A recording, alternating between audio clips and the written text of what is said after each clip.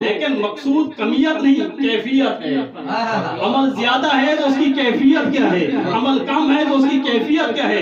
پروردگار عالم کو مطلوب جو ہے وہ عمل ہے, اور کیفیت کے اعتبار سے احسن عمل کون سا ہے. اور میں آپ کو چند ایک مثالیں دینا چاہتا ہوں کہ بعض عمل قبلہ ایسے ہوتے ہیں جو دیکھنے میں قلیل ہوتے ہیں, تھوڑے ہوتے ہیں, لیکن ان کی کیفیت ایسی خوبصورت ہوتی ہے, ان کی تاثیر اتنی خوبصورت ہوتی ہے. کیسے تاریخ کا مطالعہ کریں, جا کر دیکھتے ہیں ایک زکوٰۃ میں دی گئی انگوٹھی, یہ بھی ایک عمل ہے لیکن چھوٹا سا عمل ہے.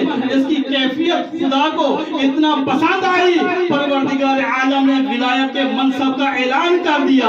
اور اسی طرح ایک رات کا بستر رسول پہ سو جانا یہ ایک عمل ہے, چھوٹا سا عمل ہے, لیکن یہ عمل کیفیت کے اعتبار سے پروردگار عالم کو اتنا پسند آیا کہ کہا کہ سونے والے تم